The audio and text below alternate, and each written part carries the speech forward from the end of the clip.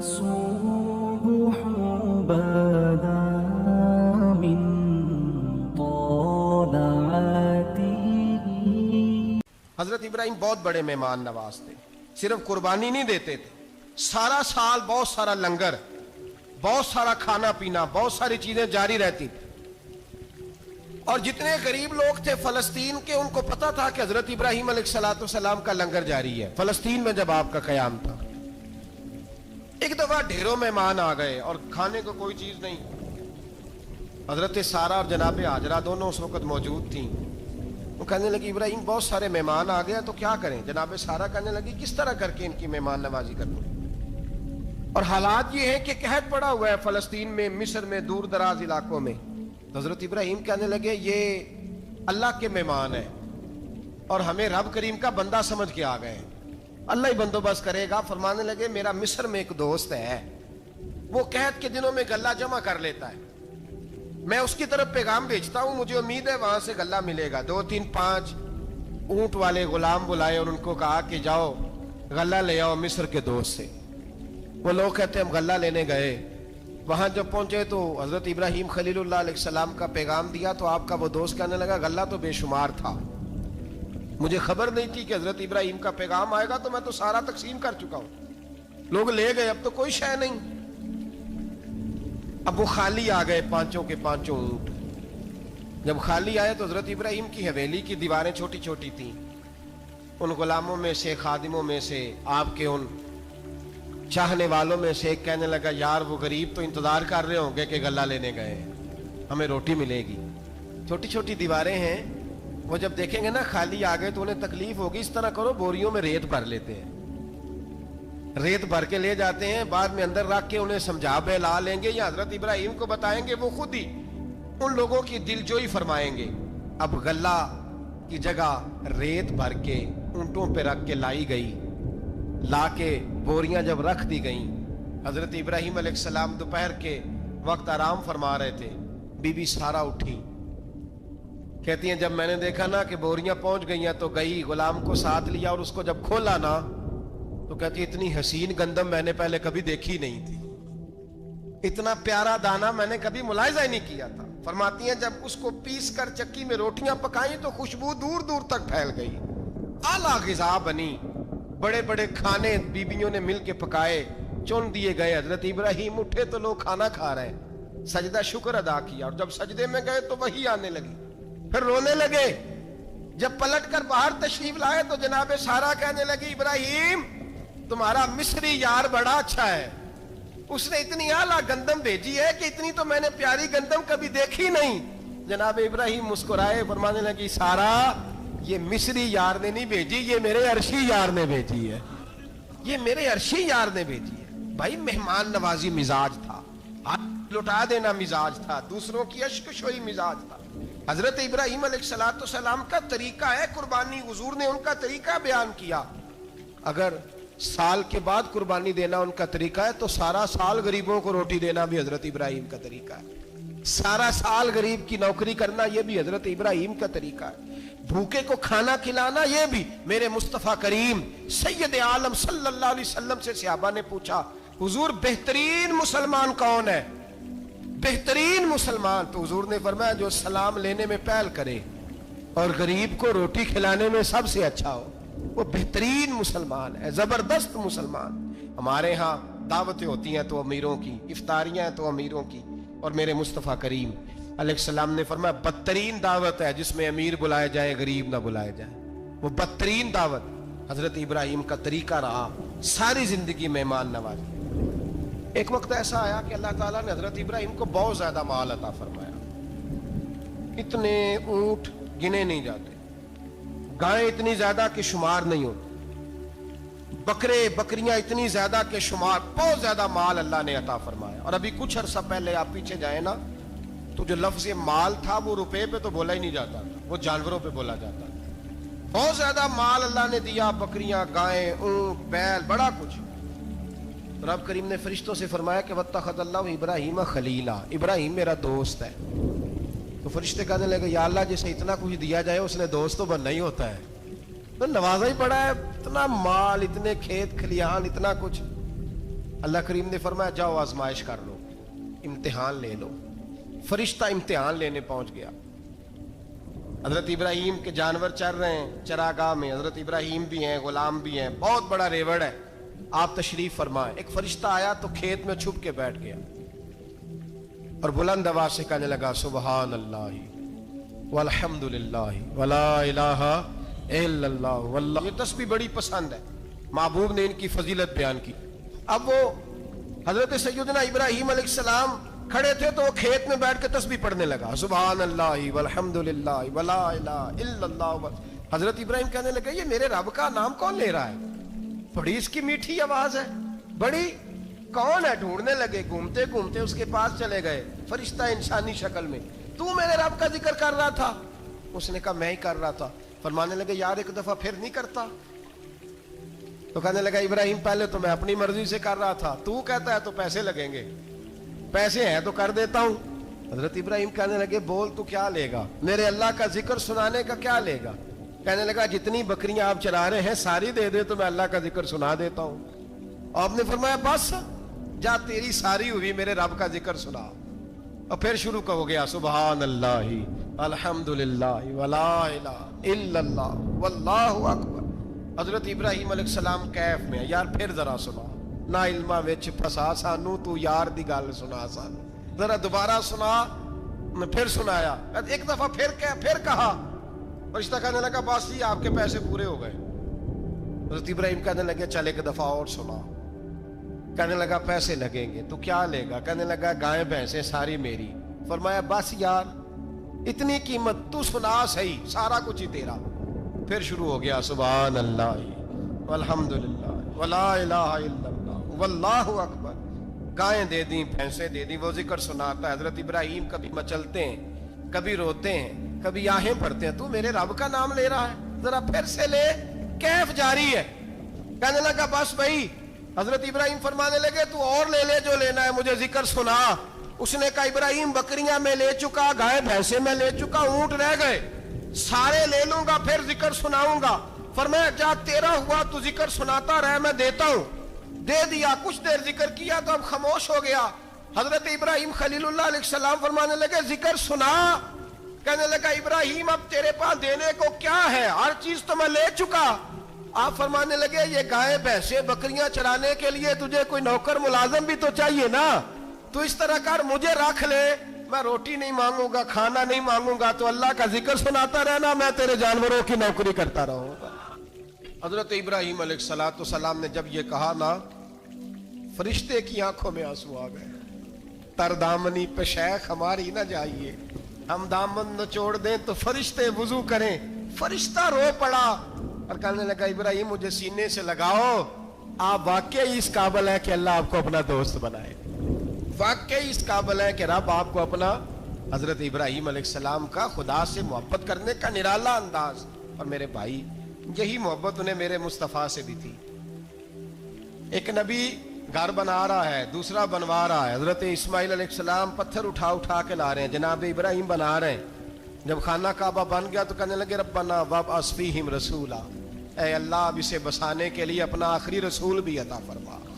نبی پاک فرماتے ہیں میں دعا ہوں حضرت ابراہیم کی، اور حضرت ابراہیم سے رب کریم نے فرمایا چل ابراہیم کوئی چیز دے، تو کہا یا اللہ تینوں ہی تیرے نام پہ قربان کرتا ہوں، تیری ہوئی ساری، ہر شے تیری۔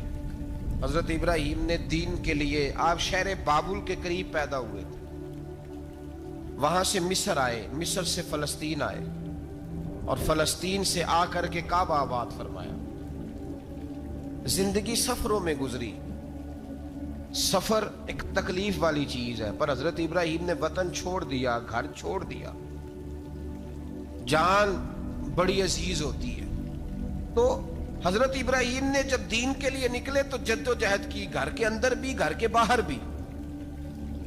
آپ کے والد کا نام طارق ہے، وہ توحید پرست تھے، ایماندار تھے، پرہیزگار تھے۔ آپ کے چچا کا نام آزر ہے، وہ بت پرست تھے، بت بیچا کرتے تھے۔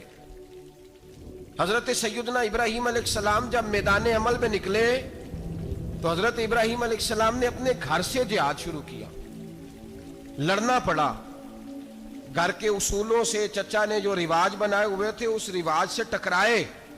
फरमाया मैं अपने घर के अंदर ये बुत परस्ती नहीं होने देगा। चचा को एक दफा नहीं बार बार 100 दफा समझाया। आपका चचा बुत बना के बेचा करता था। हजरत इब्राहिम अलैहिस्सलाम थोड़े बड़े हुए तो कहने लगा कि चलो मेरे साथ, तुम भी बुत बेचने हैं, हमारा कारोबार है। हजरत इब्राहिम साथ निकले तो बुत पकड़ा है, गंदे पानी के अंदर उस बुत को डुबोते हैं, कहते हैं किसी ने खरीदना है तो खरीद लो, ना ये नफा दे सकता है ना नुकसान दे सकता है। जो अपना आप नहीं बचा सकता तुम्हें क्या बचाएगा, खरीदना है तो खरीद लो। चचा कहने लगा तू कारोबार चमका रहा है कि तबाह कर रहा है। घर में बड़े मामलात खराब हुए, झगड़े हुए, लेकिन हजरत इब्राहिम अलैहिस्सलाम एक मिनट के लिए भी अपने घर के अंदर भी कंप्रोमाइज करने को तैयार। ये थोड़ा मुश्किल मैंने पहलू छेड़ दिया है, ये थोड़ा मुश्किल पहलू छेड़ दिया है। बड़ा समझदार आदमी है पर बीवी से पर्दा नहीं करा सकता, सियाना है, पंचायत का बंदा है, जो इससे आप कहेंगे वो बात ये सुनाएगा, लेकिन कहता नहीं जी मैंने कोशिश कर ली है। किस किस्म की कोशिश है साहब, कैसे हो गया? हजरत इब्राहिम अलैहिस्सलातो सलाम ने घर के अंदर से फरमाया नहीं करने दूंगा। घर के अंदर भी टकराए, फरमाया तुम जो भी हो पाश पाश किया चचा के उसूलों को। और बाहर जब निकले तो सिर्फ इलाके के चेयरमैन से नहीं टकराए, MP MNA वजीर मुशीर से नहीं टकराए, सुपर पावर नमरूद दुनिया का वाहिद हुक्मरान था उस वक्त, दूसरा कोई हुक्मरान ही नहीं था, अकेले हुक्मरान से जाकर टकराए। कोई साथ फौज नहीं थी, कोई साथ उनके ताकत बज़ाहिर दुनियादारी की कोई नहीं थी, पर हजरत इब्राहिम जाके टकराए। और मेरे रसूल पाक सल्लल्लाहु अलैहि वसल्लम ने सनद बयान की, फरमाया अफदलुल जिहाद कलीमतुल हक इंद सुल्तानिल जाबिर। फरमाया सबसे अफजल जिहाद ये है कि तू जालिम बादशाह के सामने खड़े होकर हक बात बयान कर दे, ये सबसे बड़ा जिहाद है, ये सबसे अफदलुल जिहाद कलीमतुल हक इंद सुल्तानिल जाबिर, सबसे बड़ा जिहाद। हजरत इब्राहिम खड़े हो गए, सुपर पावर से टकराए। यहां हम लोग हिकमतों का शिकार हैं, देखेंगे, करेंगे, सोचेंगे, और मौलवी साहब को वैसे कहते हैं आप परहेज करें सियासी बातों से। भाई अल्लाह के हर नबी ने जाके वक्त के जालिम हुक्मरान को लताड़ा है, ललकारा है, ये तो मिशन अंबिया है। हजरत सैयदना इब्राहिम अलैहिस्सलातो सलाम ने जो उसको जाके कहा कि तू झूठ बोलता है, तू झूठा है, तू खुदाई का दावा करता है, तू बहुत बड़ा जालिम है। और कुरान मजीद ने इस सारी बात को बयान फरमाया। हजरत इब्राहिम अलैहिस्सलातो सलाम से कहने लगा मैं रब हूं, तो आपने फरमाया मेरा रब तो वो है जो जिंदा करता और मारता है। तो फिर आप हक बात बयान करेंगे तो अल्लाह मारेगा कि बंदा मारेगा? कुछ भी नहीं होता, क्योंकि जिंदगी मौत किसके हाथ में है? अल्लाह के हाथ में। जिंदगी मौत अल्लाह, कुछ भी नहीं होता। इंसान सही सिमत का तयन करे और सही सही चले। हजरत अली शेर खुदा से किसी ने कहा था कि आपके बड़ी दुश्मनी है, कोई मुहाफ़िज़ रख लें। आप फरमाने लगे मौत खुद बहुत बड़ी मुहाफ़िज़ है, वक़्त से पहले आती ही नहीं, बड़ी मुहाफ़िज़ है। वक़्त से पहले अल्लामा नूरानी रहमतुल्लाह ताला अलैह कराची जैसे शहर में रहा करते थे, जहां गांव गांव पे खतरा था। लोगों ने कहा हजरत इतने बड़े लीडर हो, आपकी जमात की 62 सीटें हुई कौमी असेंबली में, एक ऐसा वक्त भी आया तो कोई एक आदमी बंदूक वाला। आप फरमाने लगे मुझे जरूरत ही नहीं, इसलिए कि जिस खुदा रसूल के लिए मैं निकला हूं वो खुद ही हिफाजत करने वाले हैं, जरूरत नहीं इन चीजों। तो भाई हजरत इब्राहिम टकराए और आपका अंदाज क्या है? जाके कहा कि तू नहीं, खुदा वो है जो जिंदा करता। और उसने एक बेवकूफों जैसी दलील दी। एक आदमी को कल फांसी देनी थी तो उसको बुलाया, कहने लगा तुझे कब फांसी है? उसने कहा कल। कहने लगा जा तुझे आजाद किया, जिंदगी दी, उसको छुट्टी दे दी। एक आम आदमी बेचारा बैठा था, उसको पकड़ के ना कहने लगा इसकी गर्दन उड़ा दो। कहने लगा देख लो मैं भी जिंदा करता और मारता हूं, वो जो कल मरने वाला था मैंने जिंदा कर दिया है, और जिसको पता ही नहीं था कि मैंने मरना है उसे पकड़ के मैंने मार दिया है। ये बेवकूफों जैसी दलील है। हजरत सैयदना इब्राहिम अलैहिस्सलातो सलाम चाहते तो उसी वक्त दलील तोड़ देते कि तू क्या बेवकूफों जैसी बात कर रहा है, अगर तू जिंदगी देता है तो मरे हुए में जान डाल के दे जिसको तूने मारा है। लेकिन हजरत इब्राहिम ने देखा कि बेवकूफ है, बेवकूफों से बहस नहीं होती, दलील बदल ली जाती है, उनकी अकल के मुताबिक बात की जाती है। हजरत इब्राहिम फरमाने लगे میرا رب وہ ہے جو سورج مشرق سے نکالتا ہے اور مغرب میں غروب کرتا ہے. تو اگر رب ہے تو مغرب سے نکال کے مشرق میں غروب کر. فبہت الذی کفر, کافر لاجواب ہو گیا, اس کے پاس اس چیز کا کوئی جواب نہیں تھا. علامہ اسماعیل حقی نے خوبصورت فقرہ لکھا ہے, خوبصورت جان ڈال دی ایک جملہ کہہ کے.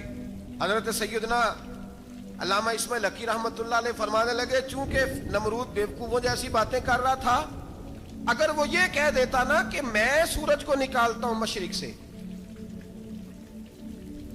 میں غروب کرتا ہوں معاذ اللہ مغرب میں نکالتا ہوں, تو آپ اپنے رب سے کہیے کہ وہ مغرب سے نکال کے مشرق میں غروب کرے. علامہ اسماعیل حقی فرماتے ہیں رب کریم کی آواز قدرت تھی, مالک حضرت ابراہیم علیہ السلام کے اس, اگر وہ کہہ دیتا اور حضرت ابراہیم دعا کر دیتے تو رب کریم نے فرشتوں کو تیار بٹھایا ہوا تھا. فرمایا اگر یہ کہہ دے میرے خلیل سے کہ سورج مغرب سے نکال کے مشرق میں غروب کرنا ہے تو تیار رہنا, جس طرح خلیل کہیں گے ویسے ہی کر دیں گے. واتخذ اللہ ابراہیم خلیلا, ابراہیم ہمارا دوست جو ہوا, جیسے کہے گا ویسے کر دیں گے. حضرت سیدنا ابراہیم علیہ السلام کی باتوں کا جب جواب نہ دے سکا, دلیل نہیں بندہ دیتا, پھر لڑائی کرتا ہے, پھر جھوٹے موٹے اعتراض کرتا ہے. دلیل ختم ہوتی ہے تو لوگ ذاتیات میں اترتے ہیں, کہتے ہیں یہ کھانستا صحیح نہیں, دیکھتا صحیح نہیں. دلیل ختم, اب ذاتیات پہ اترے, کہنے لگے مجھے پتہ چلا ہے کہ یہ فلانی جگہ گیا تھا تو وہاں جا کے اس نے اس طرح کیا ہے. پھر لوگ ذاتیات پہ اترتے ہیں, جب دلیل کا جواب دلیل سے نہیں دے پاتے پھر ذاتیات پر اتر کر حملے کرتے ہیں. حضرت ابراہیم کے دلائل کا جواب نمرود نہ دے سکا تو کہنے لگا کہ اس کو آگ میں ڈال دو. قوم گئی ہوئی تھی ساری, آپ نے بات سنی ہوئی ہے, میں نے صرف اشارہ دینا ہے, میلے پہ. تو حضرت سیدنا ابراہیم علیہ السلام نے سارے بت توڑ دیے, کلاڑا بڑے بت کی گردن پہ رکھا. واپس آئے, کہنے لگے بت کس نے توڑے ہیں؟ تو فرمایا اس سے پوچھ لو جس کی گردن پہ کلاڑا ہے. کہنے لگے یہ تو بول ہی نہیں سکتا. تو فرمانے لگے بڑے بیوقوف ہو, جو بولتا ہی نہیں, سنتا ہی نہیں, اپنا آپ نہیں بچا سکتا, اس کی پوجا کرتے ہو. کہنے لگے پکڑو, دلیلیں ختم ہو گئی, اس کو آگ میں ڈالو. بہت بڑی حویلی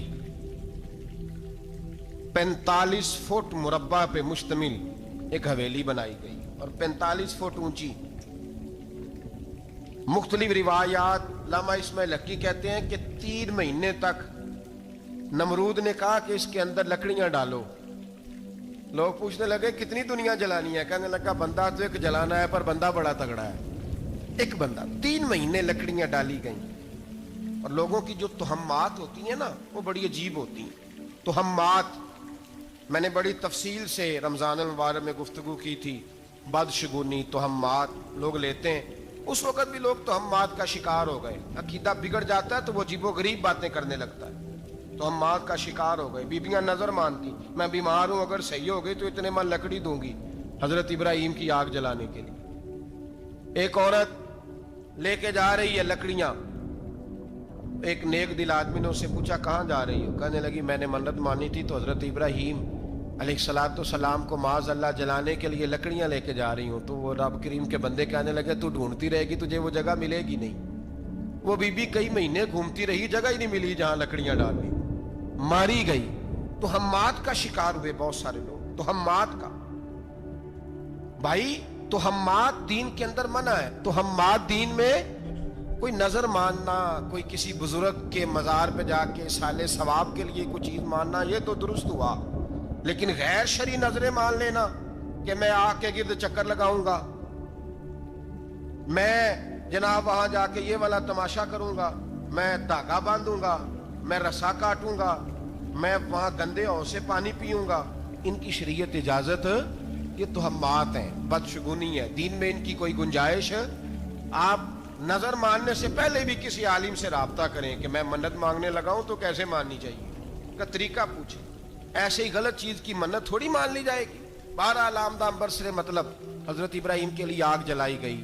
45 فٹ اونچی آگ ہے, پرندہ بھی اوپر سے گزرتا ہے تو نیچے گر جاتا ہے جل کے. اتنے دن لگا کے آگ جلائی گئی. اب حضرت ابراہیم کو جلایا جانے لگا ہے. یہاں تو موجیں ہیں نا, جو کسی ادارے کا سربراہ ہے اس کے لیے موج ہے, کسی جگہ آفیسر بن گیا تو موج ہے. پیر صاحب کے لیے موج ہے, علامہ صاحب کے لیے موج ہے, خطیب صاحب کے لیے موج ہے, جلنا کس کو پڑتا ہے؟ بحالی کوئی نہیں رہا اللہ ماشاءاللہ. وہ لوگ گزر گئے جو تکلیفیں سہ کے کام کرتے تھے, گزر گیا زمانہ. حضرت سیدنا ابراہیم علیہ السلام کو جلایا جانے لگا ہے تو اب اتنی بڑی آگ ہے تو ڈالیں کیسے؟ شیطان نے تجویز دی کہ منجنیق بناؤ, منجنیق, بڑے بڑے بانس باندھ کے ان کے نیچے رسا باندھو.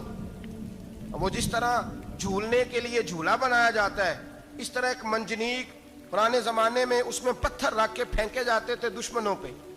وہ منجنیق بنائی گئی کہ دور سے حضرت ابراہیم کو پھینکیں گے. ہاتھ حضرت ابراہیم کے باندھ دیے, پاؤں مبارک باندھ دیے, پوری زمین پہ ایک نام لینے والا خدا کا. اور اس کو آج رسیوں میں جکڑا ہوا ہے. جب پھینکا جانے لگا نا آگ میں تو حوریں رونے لگی, فرشتے تڑپنے لگے, اے اللہ یہ کیا ہونے لگا ہے؟ ایک تیرا خلیل اور وہ بھی آگ میں. فرمایا جاؤ جا کے اس سے کہو اگر تمہاری مدد لیتا ہے تو اسے بچاؤ. ہوا کا فرشتہ آیا, کہا ابراہیم اگر تو کہے. او بھائی ان چیزوں کو کہانی سمجھ کے نہ سنا کریں, یہ داستان نہیں, یہ وہ طریقے ہیں جو ہمارے رسول نے ہمیں اپنانے کا حکم ارشاد فرمایا ہے. جو عقیدے, یہ وہ نظریات ہیں جو ہمیں اوڑھنے کو کہا گیا. اپنے رب کریم کی رضا پہ راضی رہنے کے یہ وہ خوبصورت مواقع ہیں صوفیاء نے جن کو بنا کر سمجھا کر ہم تک پہنچایا ہے. یہ ہے اہل طریقت کی باتیں. وہ کہتے ہیں یار جس حال میں رکھے راضی رہنا ہے.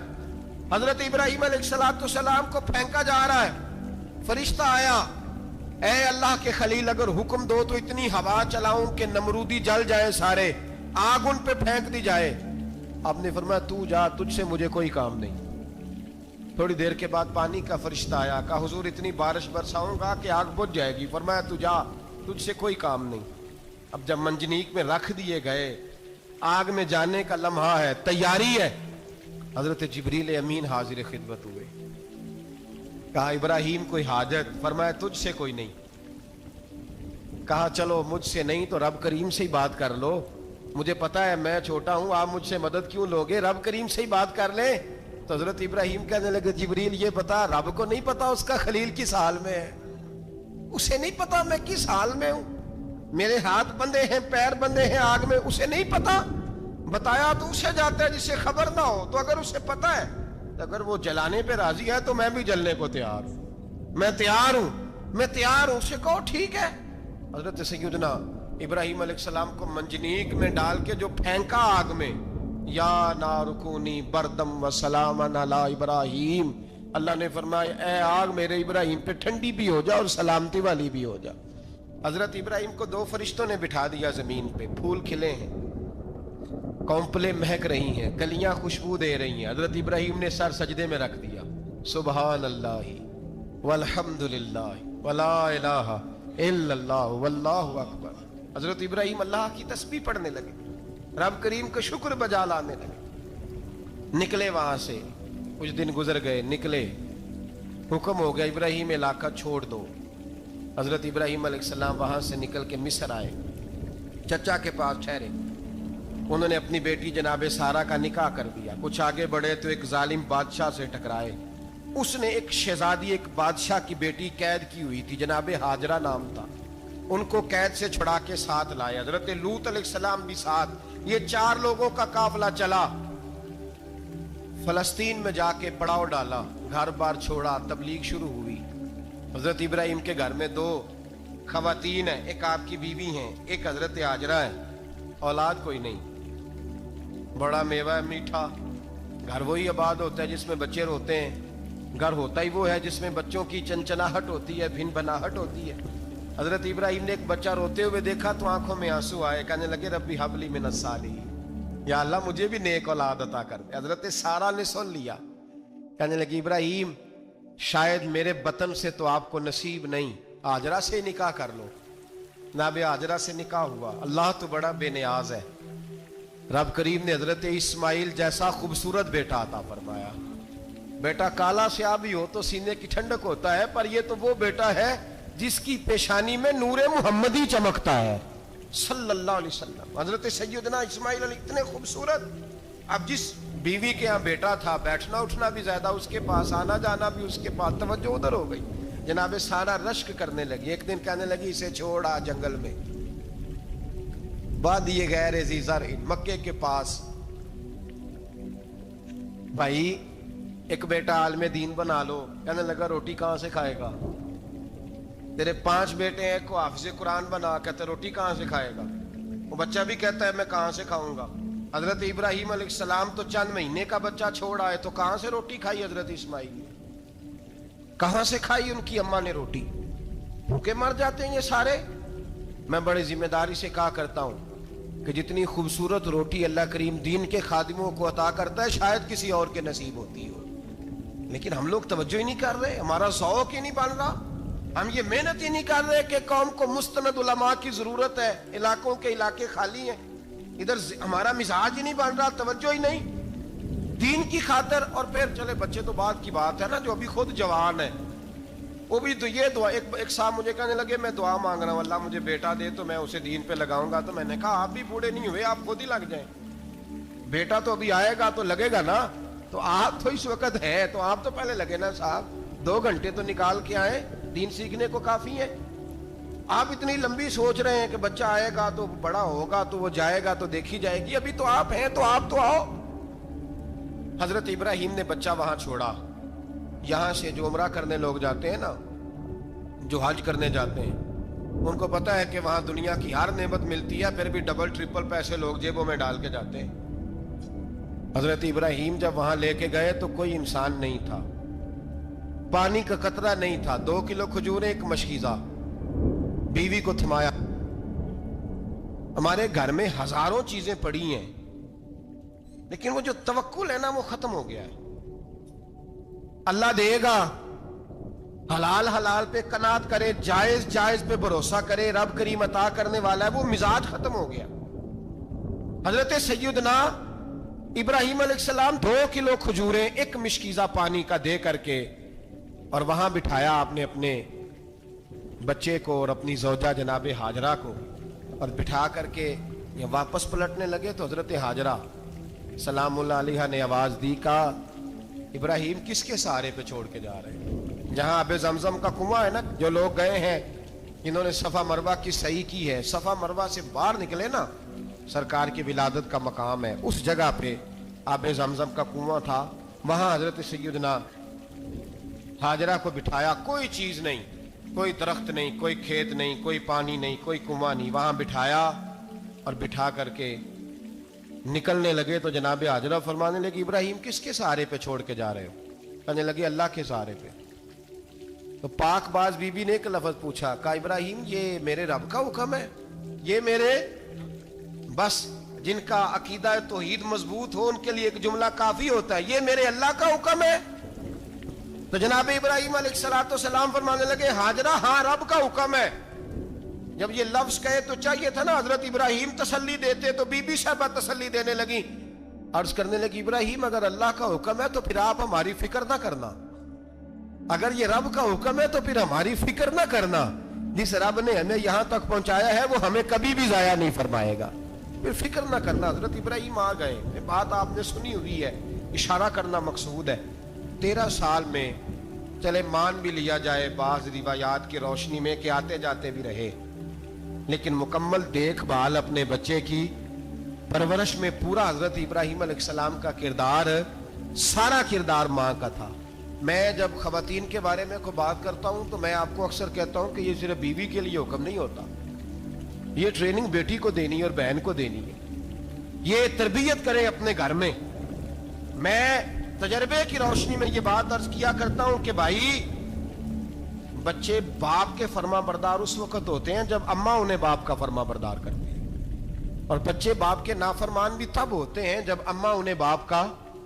میں نے اپنے کانوں سے سنا ایک دفعہ ایک بچہ اپنے باپ سے کہہ رہا ہے آپ نے تو ساری زندگی باہر گزار دی, پیسے کمانا کون سا مشکل کام ہے, دکھ سکھ تو سارے اماں نے برداشت کیے, سکولوں میں وہ جاتی تھی, فلانا کام وہ کرتی تھی, فلانا کام. اب یہ سوچ اس کی ذاتی تو نہیں, یہ اس کو دی گئی ہے. اور اگر اس کو یہ سوچ دے دی جائے کہ اماں کہے کہ میں تو اپنوں میں رہی ساری زندگی, میں نے تو اپنوں میں وقت گزارا, اور تیرا باپ تو کئی دفعہ جنازے بھی نہیں پڑھ سکا, نے تو ماں باپ ایسے دفن کر دیے, وہ اگر یہ سوچ فراہم کرے تو پھر بچہ باپ کا فرما بردار ہوتا ہے. اور یہ والی روایتیں ہم بیوی کو سناتے ہیں, حالانکہ کس کو سنانی چاہیے؟ بولیے. بہن اور بیٹی کو. بہن اور بیٹی کو سنائیں یہ باتیں, ان کو سمجھائیں, تاکہ آگے جا کے وہ جو گھر ترتیب دیں وہ گھر بڑا عمدہ اور نکھرا ہوا ہو. حضرت سیدنا ابراہیم 13 سال کے بعد آئے, چونکہ گھر میں اللہ تبارک و تعالیٰ کی دوستی کا چرچا تھا, اللہ تبارک و تعالیٰ کی محبوبیت کا غلبہ تھا. 13 سال کے بعد فلما بالغ معہ سعیا, بیٹا جب اتنا بڑا ہوا کہ ساتھ چلنے لگا, تو حضرت ابراہیم نے اپنے بیٹے کو بلا کے کہا, بیٹا مجھے خواب آئی ہے, میں تجھے ذبح کر رہا ہوں, تیری کیا رضا ہے؟ تو حضرت اسماعیل کہنے لگے, یا ابت افعل ما تؤمر, ابا جی اللہ جیسے حکم دیتا ہے میرے ساتھ ویسے ہی کریں, جیسے اللہ حکم دیتا ہے ویسے ہی, بولیے, ویسے ہی کریں. حضرت حاجرہ کو کہا کہ ایک دوست نے دعوت کی ہے تو وہاں جا رہے ہیں. بی بی مطمئن ہے, تفصیلات کی ضرورت نہیں, ختم بات, اعتبار ہے, مطمئن ہو گئی. شیطان پیچھے سے آیا اماں کے پاس. ذرا تھوڑی دیر کے لیے تصور جمائیے, یہاں تو پڑوسن آ کے کوئی بات بتا دیتی ہے خاوند کے بارے میں تو کئی مہینے جھگڑا جاری رہتا ہے, پڑوسن محلے دار. شیطان نے آ کے بتایا لفظ کیا ہے؟ کہا حاجرہ تمہیں پتا ہے کہاں جا رہے ہیں؟ کہا دوست کی دعوت میں. تو کہنے لگے دوست کون ہے؟ رب کریم. اور ابراہیم کا خیال ہے کہ اس رب نے مجھے حکم دیا ہے کہ میں ذبح کروں. تو حضرت حاجرہ کہنے لگی کبھی باپ بھی بیٹا ذبح کرتے ہیں؟ شیطان کہنے لگا ان کا خیال ہے کہ ان کے رب نے حکم دیا ہے. جناب حاجرہ فرمانے لگی اگر رب نے حکم دیا تو پھر تو مجھے شیطان لگتا ہے, تو مجھے شیطان لگتا ہے. کا کیا مطلب؟ فرمانے لگی اگر رب کریم کا حکم ہے تو میرے پاس ایک اسماعیل ہے, اگر 1000 بھی ہوتے میں سارے اللہ کے راستے میں پیش کر دے دیتی. مالک کا ہی تو ہے سارا کچھ, اسی کا ہے, اس میں لیت اللہ کی کیا گنجائش؟ حضرت سیدنا ابراہیم علیہ الصلوۃ والسلام نے بیٹے کے حلق پہ چھری رکھ بھی دی اور چھری چلا بھی دی, رکھ بھی دی, اور وہ تو اللہ کریم نے فرمایا یا ابراہیم قد صدقت الرؤیا, ابراہیم تو نے خواب سچا کر دکھایا, وہ قیامت تک تیرا نام رہے گا. حضرت ابراہیم نے وطن بھی دیا, جان بھی دی, بیٹا بھی. اللہ کریم نے دمبے دیے, فرمایا یہ فدیہ ہے. اب یہ قربانی قیامت تک حضرت ابراہیم کے طریقے کے مطابق جاری ہے. حضرت ابراہیم بہت بڑے مہمان نواز تھے, بہت بڑے. آپ جب مصر میں قیام تھا تو بڑے بڑے لمبے چوڑے لنگر پکتے تھے, لوگ آیا جایا کرتے تھے, بڑا تفصیل کے ساتھ کھانا ہوتا تھا. مہمان نوازی آپ کی خاص صفت مبارکہ ہے. ہمارے ہاں بھی مہمان نوازی ہوتی ہے امیروں کی, بلکہ اب تو مہمان نوازی اس طرح کی ہے کہ کل تیری میرے پاس دعوت ہے اور پرسوں میری تیرے پاس ہے. وہی امیروں میں وہ چکر رہتا ہے, پارٹیاں دوست ایک دوسرے کو ڈالتے ہیں, تیری طرف پارٹی تیری طرف. اور اسی انداز میں اب یہ عید آئے گی نا, ٹکا پارٹیاں ہوں گی جگہ جگہ, اور لوگ سوال پوچھنے لگے ابھی سے, کہتے ہیں قربانی کا کتنا گوشت گھر رکھنا جائز ہے؟ قربانی کا کتنا گوشت گھر رکھنا جائز ہے؟ سارا ہی جی, ہاں, اس لیے فریزر لے لے, فریج سے نہیں کام چلے گا, سارا ہی جائز گھر رکھنا, سارا ہی جائز ہے, رکھ لیں. او خدا کے بندے, قربانی وہ بندہ دیتا ہے جو سارا سال ہی گوشت کھاتا ہے. صحیح کہہ رہا ہوں؟ قربانی صاحب نصاب, صاحب استطاعت بندہ دیتا ہے نا, تو وہ سارا سال ہی گوشت, تو سارا گھر میں رکھنا بھی جائز ہے, لیکن سارا دے دینا بھی. تو جو آ رہی ہے اس پہ کیوں توجہ کرتے ہو, جو دوسرا جائز ہے اس پہ کیوں نہیں عمل کرتے؟ سارا تقسیم کر دیں, بات ختم ہوئی. یقین کریں محرم میں جا کے دوست ٹیلی فون کر کے سوال پوچھتے ہیں, کہتے ہیں صاحب سنا ہے قربانی کا گوشت محرم میں کھانا جائز نہیں. میں کہ نہیں, ربیع الاول چ بھی جائز جے, رجب رمضان تک کھاؤ, کوئی بندہ نہیں منع کرتا, اس لیے کہ کسی کو دینا تو پسند ہی نہیں. یا پھر اس میں سے جو خاص چیزیں ہیں وہ اپنی فریج میں, اور باقی جو ہے وہ دوسروں کے لیے. یہ کیا طریقہ ہے ہمارا, اور اسی پہ عمل ہے. اللہ تبارک و تعالی ہمیں سمجھنے کی توفیق عطا فرمائے. یہ قربانی حضرت ابراہیم کا طریقہ ہے. حضور نے اگرچہ نبی پاک کی اپنی سنت تھی, یہ بھی کہہ سکتے تھے سنتی و سنت ابیکم ابراہیم, میری سنت ہے اور تمہارے باپ ابراہیم کی سنت ہے. یہ نہیں فرمایا. جب صحابہ نے کہا قربانی کیا ہے, فرمایا سنت ابیکم ابراہیم, یہ تمہارے باپ ابراہیم کی سنت ہے. ہر صاحب نصاب پر قربانی واجب ہے. جو زکوٰۃ کا نصاب رکھتا ہو اس پر قربانی واجب ہے، یعنی ضروریات سے زیادہ اتنے پیسے جتنے پیسوں سے زکوٰۃ فرض ہوتی ہے اتنے پیسے جس آدمی کے پاس قربانی سے پہلے پہلے آ جائیں اس آدمی پر قربانی کرنا واجب ہے۔ بکرا، چھترا، دمبا 1 سال کا یا دمبا 6 مہینے کا ہو پر اتنا بڑا محسوس ہوتا ہو کہ لگے 1 سال کا ہے، اس کی قربانی ہو سکتی ہے۔ جانور میں کوئی عیب نہیں ہونا چاہیے، اتنا کمزور نہ ہو کہ ذبح جہاں اسے کرنا ہے وہاں وہ چل کے جا نہ سکے، اتنا کمزور جانور نہ ہو، اس کے اندر بظاہر کوئی اتنا بڑا نقص نہ پایا جاتا ہو، کانا نہ ہو، لنگڑا نہ ہو، کوئی اس کی ہاتھ نہ کٹے ہوئے ہوں، ایسا نقص جو واضح ہو۔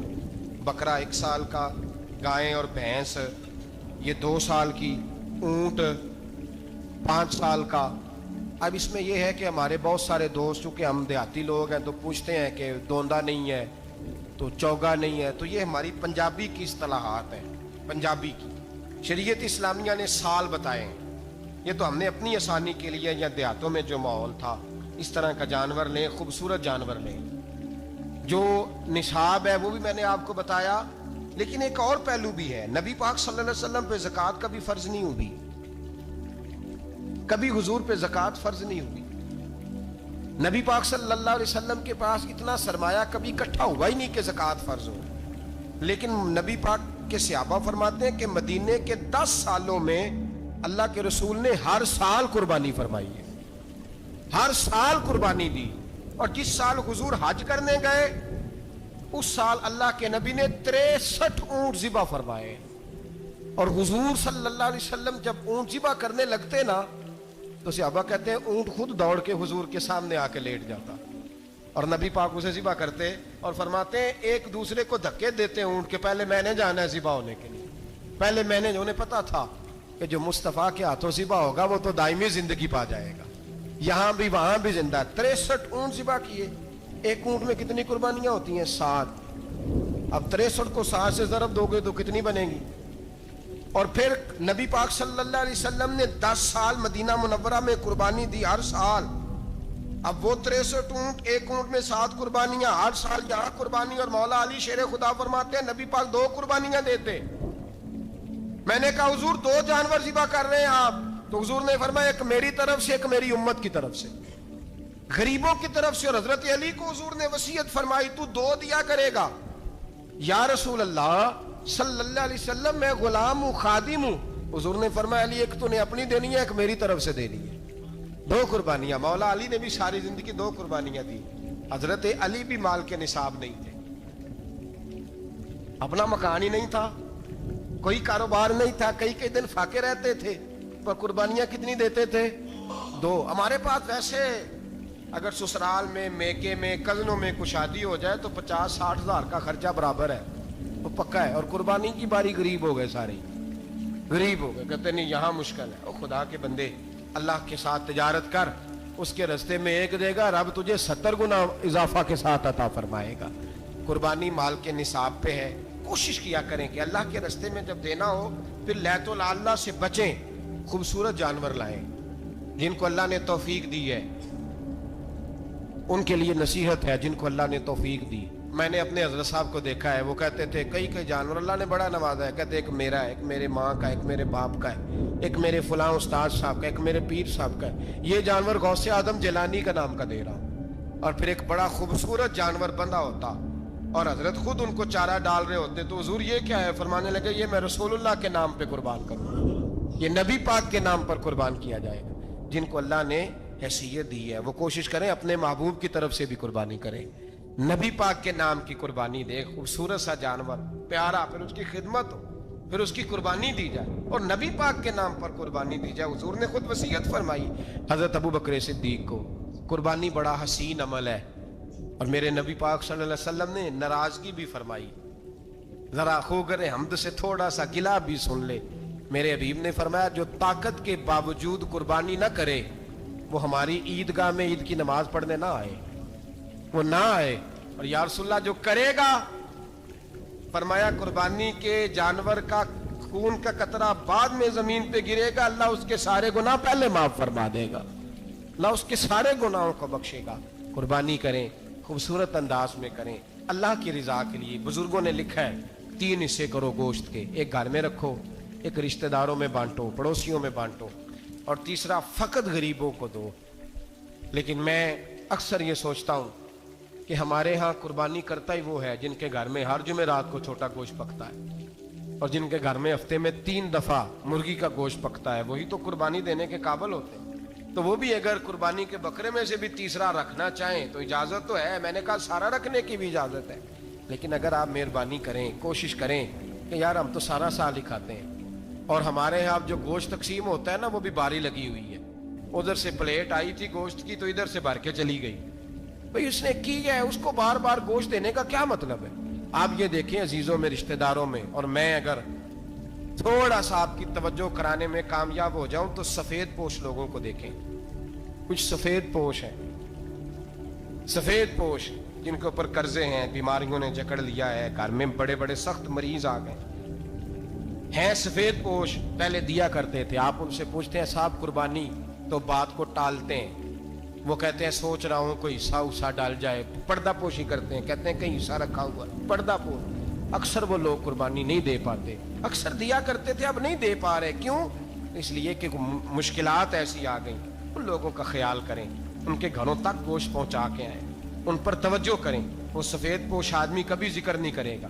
कुछ तो ऐसे हैं जो खुद पहुंच जाते हैं कि हमें गोश्त दिया जाए, लेकिन कुछ सफेद पोश हैं, ला यसअलून अन्नास इल्हाफा।